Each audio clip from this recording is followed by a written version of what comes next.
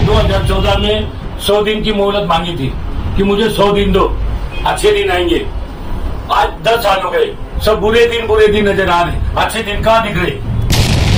ये छोटी छोटी पार्टी तोड़ के अपने करे ले रहे हैं और मोदी वॉशिंग पाउडर कर रहे हैं। जनता ने वोट दे दिया है, वो दिखा दें कि 400 पार है क्या नहीं है। देखो, हमें पूरा विश्वास है, हम परिवर्तन नहीं, हम ये देश को आगे के टप्पे पे लेके जाने वाले हैं। सपना देखना कोई बुरी चीज नहीं है, हर एक ने सपना बिल्कुल सपना देखना चाहिए। सपने का स्वागत करते हैं। जिला लोकसभा मतदार संघ जो है 10 साल से सुभाष बाबा भामरे यहाँ के खासदार है, जो अपना हक का पानी था, यहाँ का पानी भी वो गुजरात की तरफ लेके जा रहे हैं। तो यहाँ पे हिंदू मुस्लिम दोनों का झगड़ा लगा के भारतीय जनता पार्टी बिना काम के सत्ता में आ जाती है। इलेक्शन हुआ, लोकसभा के जो चुनाव हुए, इसके अंदर जात और धर्म से ऊपर उठ करके जो सेकुलर माइंड के लोग हैं, उन्होंने विकास और डेवलपमेंट की बुनियाद पर वोटिंग की है। हिंदू मुस्लिम का कार्ड तो सिर्फ वो बीजेपी खेलती है। चुनाव के दरमियान में बीजेपी का शुरू से फंडा रहा है, हिंदू मुस्लिम कार्ड खेलो, मंदिर मस्जिद कार्ड खेलो और सत्ता का दुरुपयोग करो।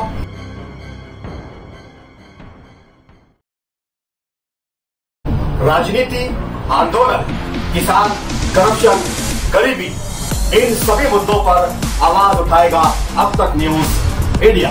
सत्ता के आगे जब भी सवाल कमजोर पड़ने लग जाए तो सवाल उठाने पड़ते हैं। बोल के लफ्ज आजाद है तेरे, बोल के सच जिंदा है अब तक।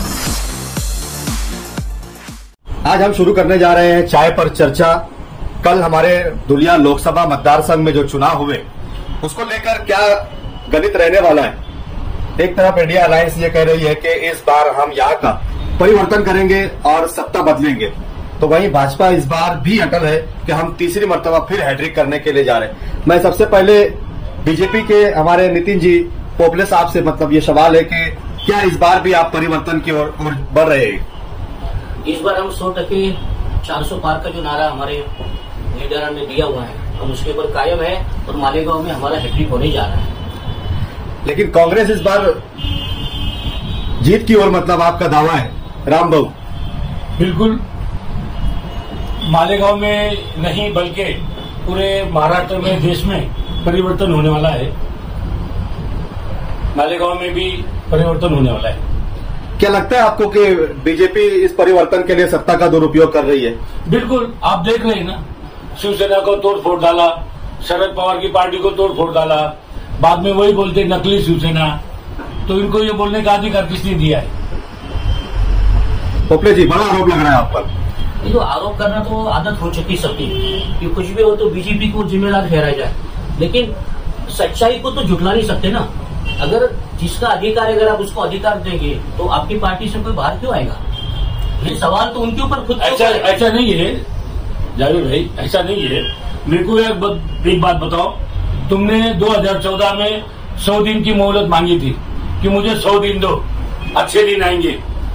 आज 10 साल हो गए, सब बुरे दिन नजर आ रहे, अच्छे दिन कहाँ दिख रहे। इसीलिए मैं बोलता हूँ कि ये 10 साल से अगर पंतप्रधान पद पे है तो इनको छोटी छोटी पार्टी तोड़ने में क्या मजा आ रहा है। ये छोटी छोटी पार्टी तोड़ के अपने करे ले रहे हैं और मोदी वॉशिंग पाउडर कर रहे हैं, जिनको देवेंद्र फडणवीस जी बता रहे थे Sharad Pawar I am fishing, वो जेल में जाएंगे, चक्की पीसेंगे, और फिर उनको बाद में ले लिया, मोदी वॉशिंग पाउडर में डाल के स्वच्छ कर दिया, और अभी उनको फिर महाराष्ट्र के डिप्टी सीएम बना दिया। ये कौन सी राजनीति चल रही है तुम्हारी? पोपले जी, कौन सी मशीन है आपके पास? हमारे पास सच्चाई की मशीन है। हम कोई हमारी पार्टी के साथ जुड़ना चाहता है, कोई अलग हर टाइम तो झूठ बोल रहे हैं। मोदी जी तो हर टाइम झूठ बोल रहे हैं। अगर देश का विकास उन्होंने 2 बार आगे बढ़ना पड़ेगा। उन्होंने 2 बार सच बोला है, मी नरेंद्र दामोदर दास मोदी, बस इतना ही 2 बार बोले। जो पंतप्रधान की जो शपथ विधि होती वही 2 बार बोले वो, उसके बाद क्या झूठ पे झूठ बोल रहे। अगर किसी को मानना ही नहीं है, ये अभी आप कुसुम्बा रोड पे बैठे हुए हैं, विकास की बात अगर इन्होंने देख ली होती, इनकी जो आंखें खुल गई होती तो ये मान लेते थे। ये कुसुम्बा रोड पे आके जाके देख ले, ये आपके बाहर पे हाईवे के ऊपर जो नेशनल हाईवे बने वो देख ले।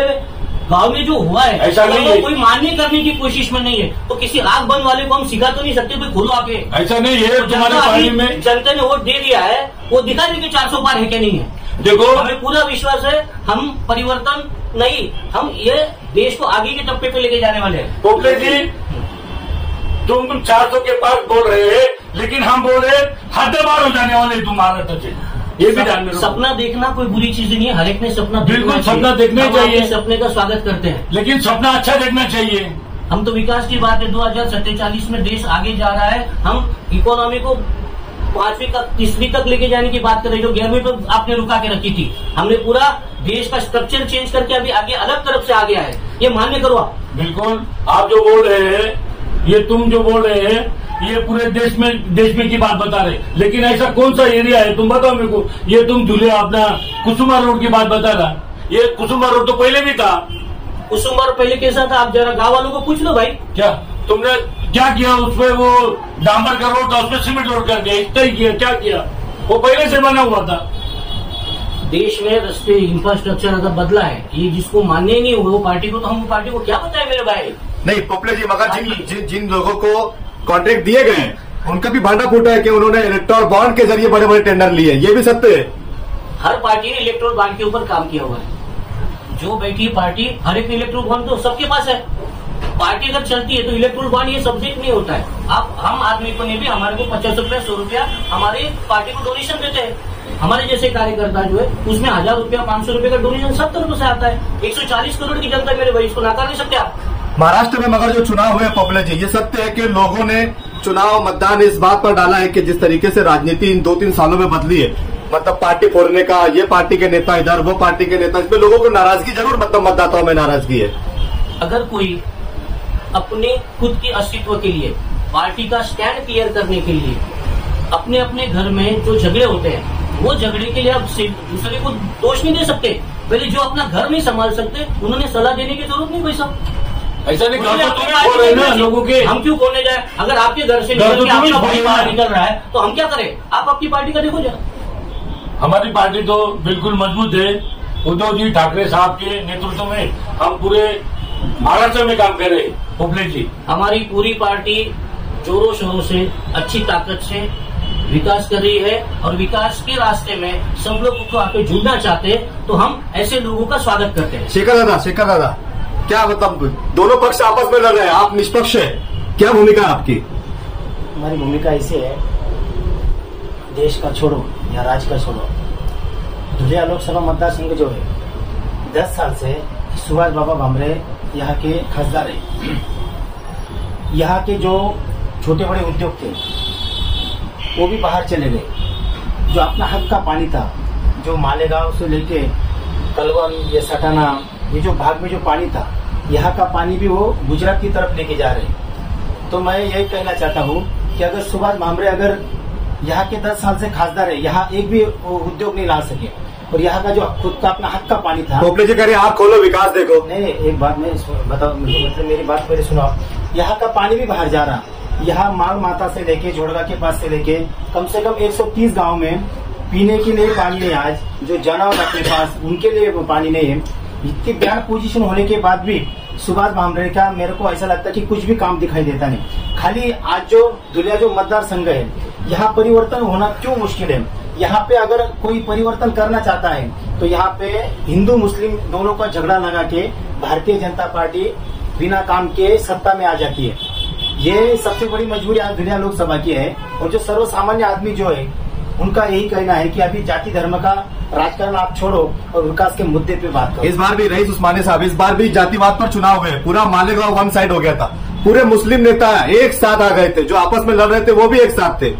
देखिए, ऐसा नहीं है। मेरा ऐसा मानना है कि इस बार में ये जो इलेक्शन हुआ, लोकसभा का जो चुनाव हुए, इसके अंदर जात और धर्म से ऊपर उठ करके जो सेकुलर माइंड के लोग हैं, उन्होंने विकास और डेवलपमेंट की बुनियाद पर वोटिंग की है। जो युवा बेरोजगार है, उसने बेरोजगारी को सामने रख करके वोटिंग की है। जो महिलाएं आज जिनका बलात्कार होता है, हिंदुस्तान के प्रधानमंत्री लाल किले की फसील से खड़े रह करके ये कहते हैं कि हम महिलाओं को सुरक्षा देंगे, और वहीं पर बिल्किस बानो के आरोपी और बिल्किस बानो के बलात्कारी जब जेल से रिहा होते हैं तो उनके गलों के अंदर मालाएं डाली जाती है।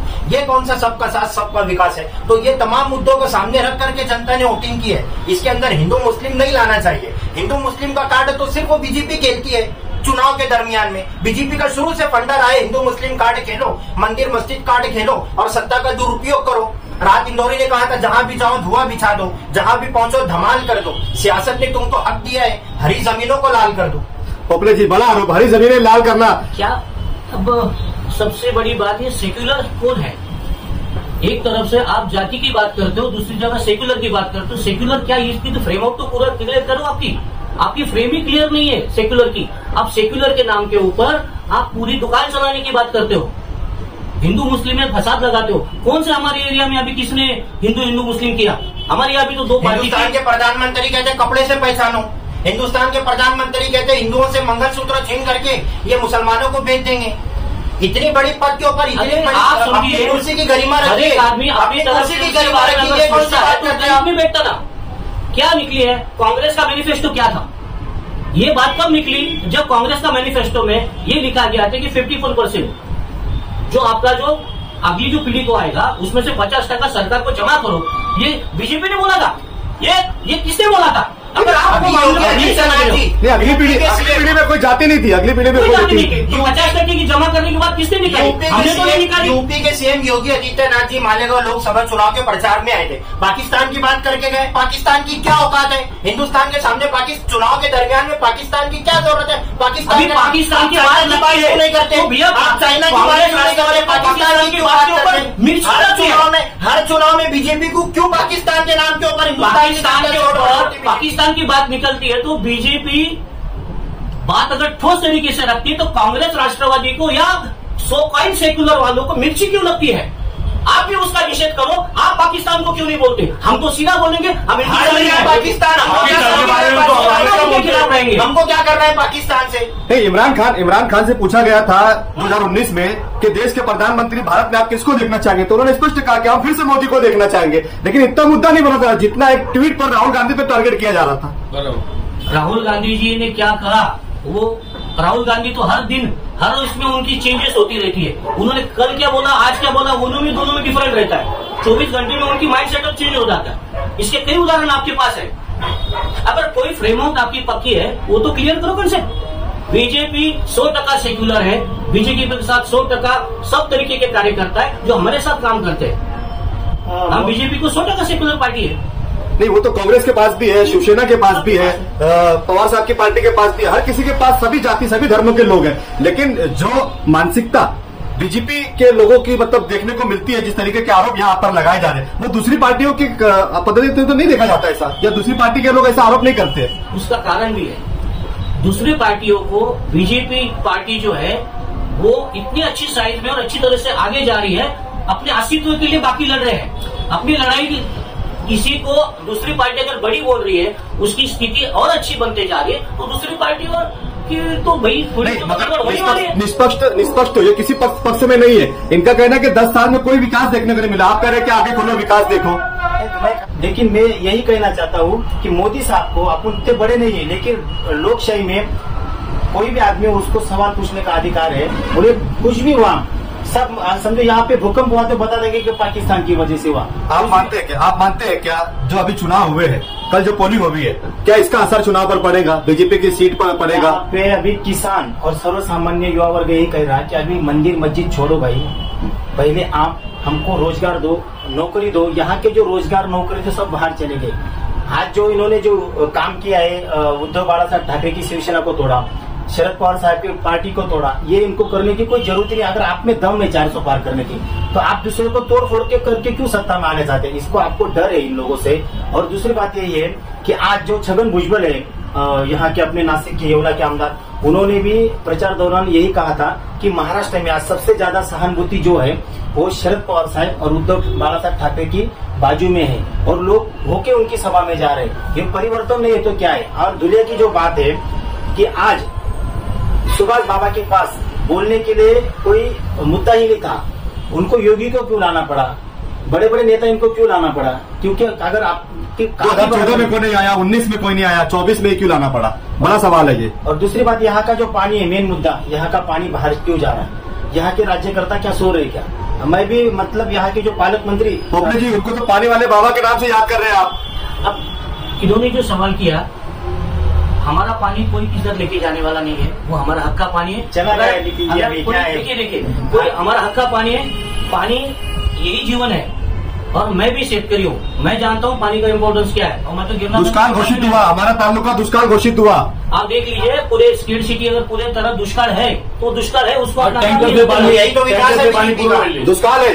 आप देखिए सुलवाड़े जामफल का जो इन्होंने पानी वाला बाबा की जो बात निकली है, वो सुलवाड़े जामफल जो एरिया है वहाँ पर जो सबसे बड़ा 2300 करोड़ रुपए का जो सबसे बड़ा एक अच्छा स्ट्रक्चर वहाँ पर क्रिएट किया गया, जिससे पानी का सिंचन का भी सवाल ये हो रहा है, उसके लिए उनको पानी वाला बाबा बोलते हैं।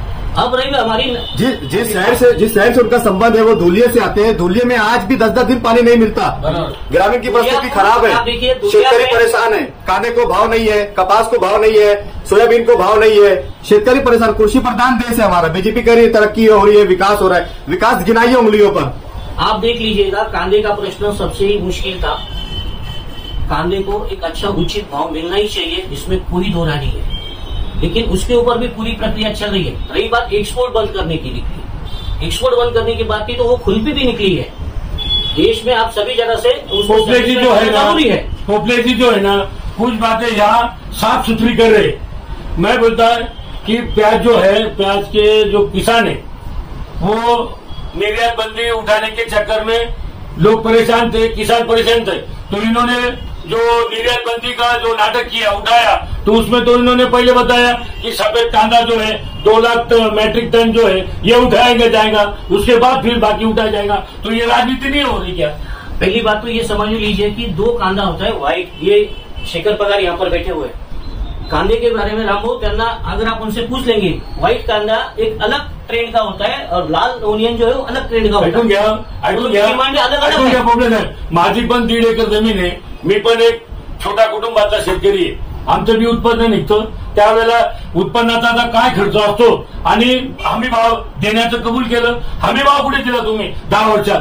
ज्या वेळेला कांद्याची निर्यात ज्यावेळेला उठवण्यासंदर्भात जर चर्चा होती हाऊसमध्ये, त्यावेळेला महाराष्ट्राचे बीजेपीचे जे खासदार आहेत सगळे मुंगिळून बसले होते, हे सुभाष भामरे बी मुंगिळून बसले होते। कोणी खासदारांनी बाकी ते पवार असतील, स्वतः डॉक्टर भामरेंनी हा विषय सातत्याने लावून धरला आणि त्या विषयाची वेळोवेळी निर्यात बंदी जी होती ती मोडून काढलेली आहे आणि केंद्र सरकारच्या धोरणांमध्ये बदल पण केलेला आहे। कांद्याची निर्यातीला तुमच्या उन्हाळी आणि सटाने की सभा में अमोल निकरी ने कहा कि हम कांदे लेकर विधानसभा में लोकसभा में खड़े थे, लेकिन भारती पवार और डॉक्टर भामरे वो खामोश थे, उन्होंने एक शब्द नहीं कहा। वही तो बात बोल रहा हूँ मैं, ये गलत है। उन्होंने आपको करस्पॉन्डेंस पूरा दिख जाएगा, संसद के पटल के ऊपर है वो, आप उसको देखिए ना। हम डिबेट कर रहे हैं, किसान मर रहे हैं, हम किसानों के साथ है और हमें मालूम है मोदी जी किसानों को उचित न्याय देंगे। 750 किसान शहीद हो गए, बीजेपी कहती है हम किसानों के साथ है। किसानों के ऊपर बीजेपी के मंत्री का बेटा 4 व्हीलर चला देता,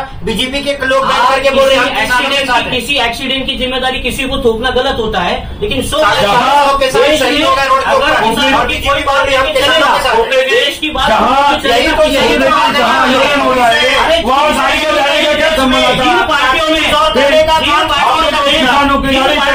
जिन पार्टियों में 750 हो गया, 750 किसानों के बारे में हम सबसे ज्यादा किसानों के साथ है और इन्होंने उनके किसानों के साथ के नाम से क्या दिए, वो गरीब लोगों को ऐसा लगा कि अभी ये सब फ्री में चलने वाला है, लेकिन इन्होंने उस पर भी तो एक बार दे दिया और छुट्टी हो गई।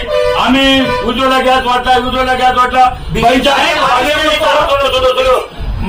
बाईंच्या जे काही चूल फुकून सनी त्यांचे डोळे खराब होत होते, या उज्ज्वला गॅसनी त्यांचे डोळे चांगले होऊन जातील। अरे आज उज्ज्वला के सिलेंडर पे अनुदान मिलता है, इनको अब तक मालूम अनुदान कहाँ मिला? तुमने बंद कर दिया। अरे आप जाके अनुदान भाई बता, आरोप करने के लिए एक कागज ले लिया है, लेकिन कभी जाके अनुदान मिला है, आप जाके देख लीजिए ना गैस एजेंसी में।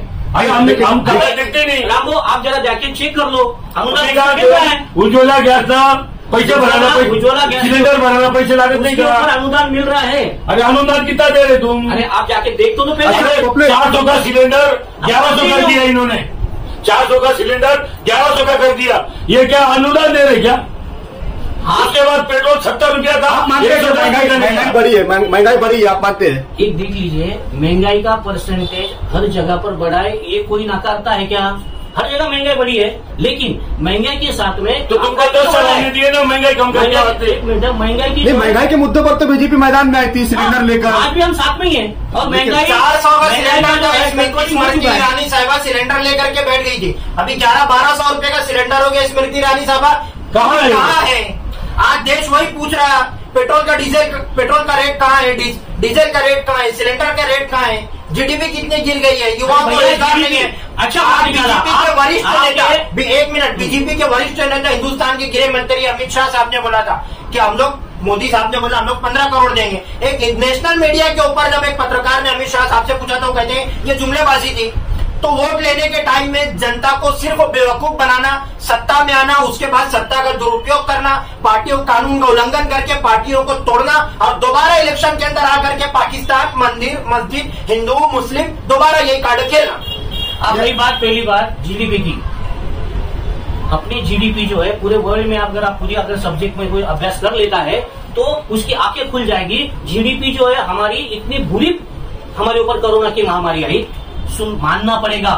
जीडीपी हमारी डिस्टर्ब ज्यादा नहीं हो पाई, हमने उसको मेंटेन किया। आजू बाजू क्या पूरा हिंदुस्तान के लिए नहीं, तो पूरे वर्ल्ड के अंदर इंडिया की इकोनॉमी स्टेबल रही तो ये इंडिया का प्राउड है, इसको मानना पड़ेगा। नहीं, कैसे मेंटेन किया? 80 करोड़ लोग गरीब हो गए हमारे देश में।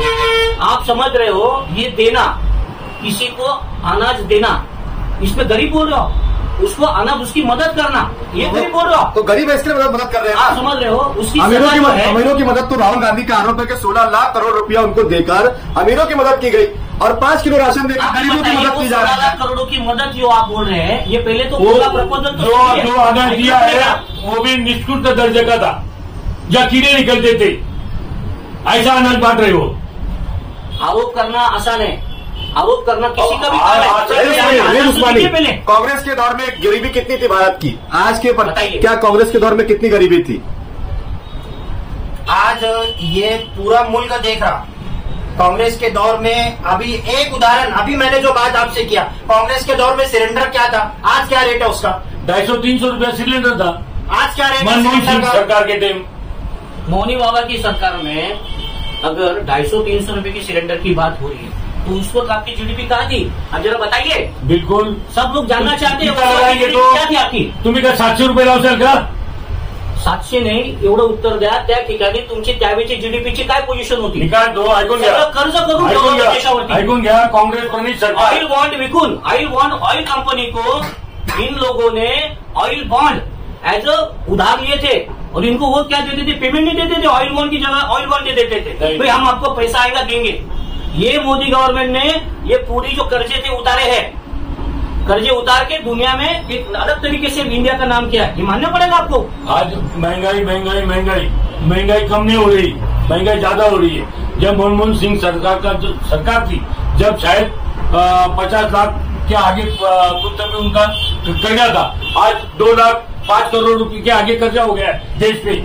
पोपली जी, आप बताइए कि कांग्रेस के दौर में भारत कितने कर्जे में थी और भाजपा के दौर में, भाजपा के पास में, देश के पास में आज कितना पैसा शिल्लक है?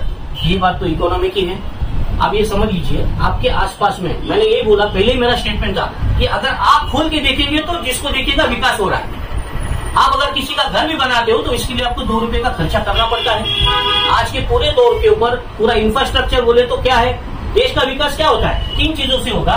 एक तो इंफ्रास्ट्रक्चर बोले तो क्या, रोड ट्रांसपोर्ट अच्छा होता है, उससे फर्क पड़ता है। दूसरा ये सिंचन का अगर इश्यू है वो आगे जाके क्लियर हो जाता है, उससे उत्पादन बढ़ेगा, ये होगा। तीसरा इंडस्ट्री का होता है। इंफ्रास्ट्रक्चर की बात कर रहे हैं। आज किसान लोगों को उनके जानवरों के लिए पीने का पानी नहीं है, उनके घर में पानी नहीं पीने का, तो खेती की क्या बात है? पहले पानी का बोलो ना, तुम पानी का बोलो ना कि तुमने पानी लाया क्या? तुमने महाराष्ट्र के अंदर सिंचन का परसेंटेज बढ़ा हुआ है, ये मैं नहीं बोल रहा हूँ, फिर भी दुष्काल कैसा बोल रहे भाई साहब। हर 3 साल के बाद में पानी की अगर स्केर्सिटी आ जाती तो, लेकिन किसी को, सबको वो पूरी चीजें मिल रही है, पानी भी मिल रहा है। पानी आज मिल रहा है हमारे गांव में, यहाँ खेड़े में 300 लीटर का जो मतलब 1000 लीटर का जो ड्रम रहता है वो कम से कम 400-450 में मिल रहा है। पानी मिल रहा है, हम मान्य करें, लेकिन जो आदमी 400 रुपये रोज के हिसाब से काम करता और अगर वो पानी पे 400 रुपये खर्चा करता होगा तो कमाएगा क्या, खाएगा क्या? मैं यही बात कहना चाहता हूँ कि सुभाष जी भामरे ने ऐसा कोई काम बता दो कि उनके मतदार संघ में किया है। और दूसरी बात जो है, पानी का जो मुद्दा है, बोरी अम्बी दरी का जो आंदोलन हुआ था, तो उस टाइम सुभाष बाबा भामरे को किसान मिलने गए थे, तो उन्होंने उनको भेंट नकार दी थी। तो मेरा यही कहना है कि जो राज्य की बात छोड़ो या आप दिल्ली की बात छोड़ो, आज जो दुनिया जो मतदार संघ है वहां में जिन्होंने भी बीजेपी को वोटिंग किया है, लेकिन वो अंदरशाही से बोल रहे हैं कि सुभाष बाबा कुछ काम के नहीं है, इनकी वजह से अगर दूसरा आदमी दे दिया था, मतलब उनको मुंह नहीं है मतदान मांगने के लिए। लेकिन बाकी लोग क्या कहते हैं, वो बोलते सुभाष बाबा को नहीं वोटिंग देने का मोदी को। फिर हमने एक भक्त को कहा, भाई मोदी तो उनके मतदार संघ में खड़े, या तो सुभाष बाबा खड़े, तुम गलत वोटिंग दे रहे हैं। मतलब बात यही है कि जो उनकी नाकामी है पूरे मतदार संघ में दिखाई दी गई। और प्याज का जो विषय है उसके बारे में तो सुभाष बाबा बोले नहीं सकते। अगर वो बोल देते हैं प्याज के बारे में तो उनका टिकट भी इस बार कट हो जाता। पोपले जी, बड़ा आरोप है, 10 साल में कोई विकास नहीं है, यहाँ तक पानी नहीं, कोई विकास नहीं। गिना सकते आप डॉक्टर सुभाष भामरे के विकास काम? भारतीय जनता पार्टी के आप जीत का दावा कर रहे हैं, जीत का दावा 4 जून को जीत है, परिणाम आने वाले हैं। महायुति के खासदार 10 साल से सुभाष जी भामरे और यही मतदार संघ में पालक मंत्री दादाजी भुसे, अगर दोनों के राज्य और केंद्र में सरकार है तभी भी आप अपने मतदार संघ को पानी नहीं दे सकते, सबसे बड़ी शर्मनाक बात है। और मैं तो ये कहना चाहता हूँ कि ये मालेगांव तालुका में आज जो वोटिंग हुआ दुनिया मतदार संघ में, इसका निकाल क्या होगा क्या नहीं है जान दो, लेकिन आज लोग अंदर से यही कह रहे कि सुभाष बाबा कुछ काम के नहीं है, इस बार आएगी तो कांग्रेस आएगी। इसका बात भी ऐसा है कि जो उनका जो कार्ड था हिंदू मुस्लिम का, वो लोगों को समझ में आ गया। जब वो पहले बार आमदार हुए दादाजी भुसे 2004 में, उन्होंने कहा था कि हम कत्तल खाने रहने नहीं देंगे। जब से दादाजी भुसे यहाँ के आमदार हुए और भारतीय जनता पार्टी के खासदार हुए, जब उस टाइम 10 अगर कारखाने होंगे कत्तल खाने, मेरे तो अंदाज से आप कम से कम 20-25 कारखाने अगर कत्तल खाने हो गए तो फिर इनका हिंदुत्व तो है कहाँ? फिर खाली आप लोगों को भड़का रहे, हिंदू मुस्लिम का मुद्दा उठा के खाली आप वोट ले रहे, लेकिन जो आपने जो मैनिफेस्टो में लिखा है, जो मैनिफेस्टो में बताया, वहीं पे कहीं कत्तल खाने बंद नहीं हुए। मैं तो नितिन जी भोपले साहब को बताता हूँ, तो आप तो कट्टर हिंदू अधिक पक्ष के, आप मोदी साहब को मत बोलो, लेकिन अपने सुभाष जी भामरे और आपने जो साथी पक्ष है दादाजी भुसे साहब, उनको भी आप एक पत्र लिखो कि यहाँ के कत्तल खाने बंद होने चाहिए। तब तक मतलब हम जनता में क्या मुंह लेके जाएंगे? फिर ये जो महत्व के जो मुद्दे वो बाजी में रह जाते, और यहाँ का एक पत्थर मार देता, वहाँ का एक पत्थर मार देता, और ये लोग बोलते हमने कुछ भी काम नहीं किया। योगी जी गौ हत्या की बात करते, मोदी जी भी फॉलो से चंदा लेते। पोपले जी, ये भारतीय जनता पार्टी मतलब जो बोलते हैं कि इन्होंने बताना कि हम जुमलेबाज है। अभी जो कत्तल खानों की बात बता रहे कि अभी लोग बोल रहे कि 1000 करोड़ के आसपास उन्होंने पैसे लिए, ऐसा मैं सुना है। क्या कि कत्तल खानों के जो ये रहते उनके मालके से एजेंटों से। अगर फिर आपको दूसरी बात, जब वो माधवी लता है, जब वो बांध ऐसा किया मस्जिद की तरफ, तब मोदी साहब को 10 पैर पीछे आना पड़ा। और मोदी साहब क्या बोलते हैं कि ये भारत देश की प्रॉपर्टी पे पहला अधिकार किसका है? तो मुस्लिमों का है। फिर आप ऐसा भी बताते और इधर बताते कि वो प्रॉपर्टी छीन के इनको देने वाले। तो 4 चरण मुकम्मल, लोकसभा चुनाव के 4 चरण मुकम्मल होने के बाद मोदी जी थोड़ा सा कि मोदी साहब को ये जमीन डगमगाने लगी, डगमगाए, जमीन हिलने लगी, थोड़ा सियासी जमीन खसकने लगी। मोदी जी साहब ने सियासी जमीन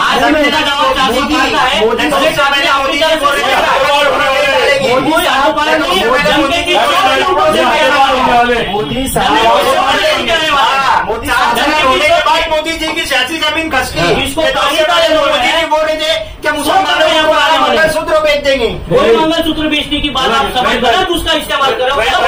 मतदार संघ में ये राहुल गांधी उनकी पार्टी का जो एजेंडा था वही लेके दूसरे लोग चल रहे हैं।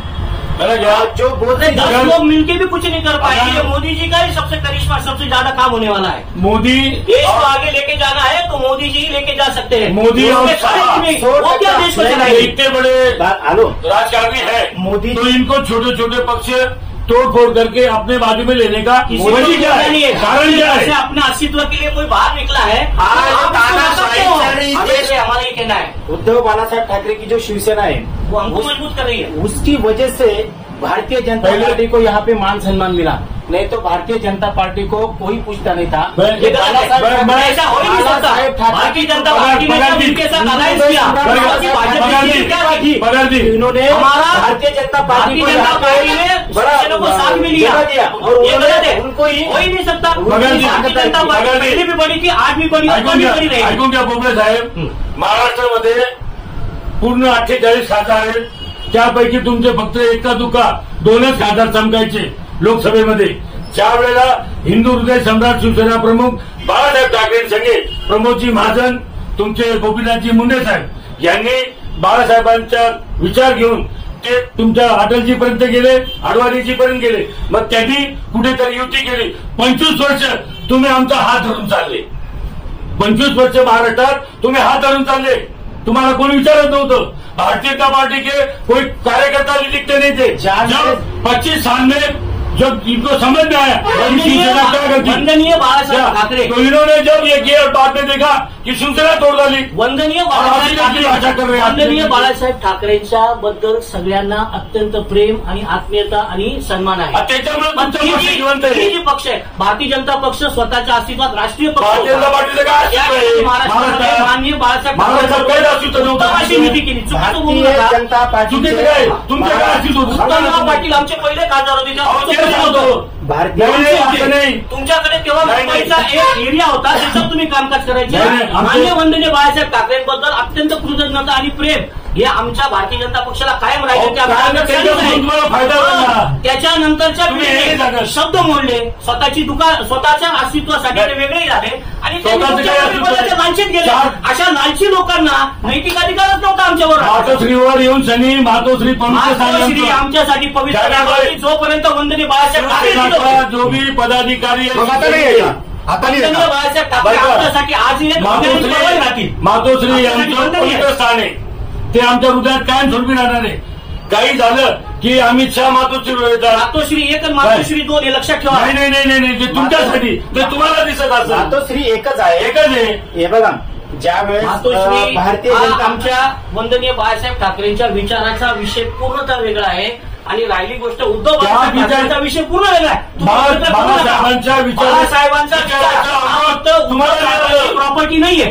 बाळासाहेबांचं विचारांचा अनुभव तुम्ही घेतला. मुख्यमंत्री माननीय तुमच्याकडे काय मुद्दे होते? शिंदे साहेबांनी जो निर्णय घेतला ते गद्दार आहे ते.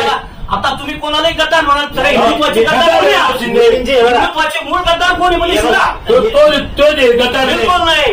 नितीनजी एक मिनिट सांगतो मला मी. जर आपण म्हणतात की बा एकनाथ शिंदे हे गद्दार नाहीत, अजितदादा पवार हे गद्दार नाहीत, परंतु महाराष्ट्राचा हा इतिहास आहे की ज्या वेळेस आपलं 1630 ते म्हणजे 1642 ते 50च्या दरम्यान प्रचंड दुष्काळ होता आणि त्यावेळेस आपलं जे राज्य होतं, स्वराज्य होतं, त्यावेळेस लोकांना खायला मिळत नव्हतं. इतकी भयानक परिस्थिती असताना छत्रपती शिवाजी महाराजांनी सुरतेवर छापा टाकला आणि हे राज्य वाचवलं. काय पराक्रम होता छत्रपती शिवाजी महाराजांचा. तिथून छापा मारून सगळं हे राज्य वाचवलंय आणि त्या गद्दाराने या महाराष्ट्राचा इतिहास मोडून काढला. गांडूच्या गत इथून पळून 40 आमदार घेऊन गेला. मला हे सांगा, तुमच्या दम होते तर तुम्ही इथेच राहून 40 आमदार घेऊन इथं बसायला पाहिजे होते. त्यावेळेस म्हटलं असतं की हा मर्द मराठा आहे असं. तुम्ही पळत काय गेले? 40 आमदार तुम्ही घेऊन गेल्यानंतर आज तुमची काय अवस्था आहे? आज या सर्वेनुसार सगळं सांगतायत की शिंदे गटाचा एक खासदार सुद्धा येणं मुश्किल आहे. अजितदादा पवारचा तर एकही खासदार येणार नाही. 4 तारखेला शेवटचा तुमचा निकाल लागेल. त्यावेळेची स्थिती भारतीय तुमच्या लक्षात जनता येईल. पार्टी तुम्ही सुरत आणि गुवाहाटी या विषयावरती तुमचं इलेक्शन होऊन गेलेलं आहे. अनेक आरोप नाही, नाही. प्रत्यारोप केले गेले. आरोप- आता तुम्ही 7 ते 4 तारखेला जेव्हा हो, समोर येईल ना, जे- ते तुमच्या नजरेसमोर राहील. पोपळे साहेब ऐका आरोप करणं- ऐका उद्धव ठाकरे असं म्हणतात की 48 से 48 सीट आम्ही जिंकणार आहे. मला आनंद वाटेल तुमच्याकडे ऐकायला. मी आज शास्त्रज्ञ सांगतो की भारतीय जनता पक्ष आणि सगळ्या को अलायन्सनी ज्या पद्धतीमध्ये इलेक्शन लढलेले उत्कृष्ट परफॉर्मन्स हा आमच्या महायुतीचा राहणार आहे आणि आम्ही 100% उत्कृष्ट कामगिरी करू. आम्हाला खात्री आहे.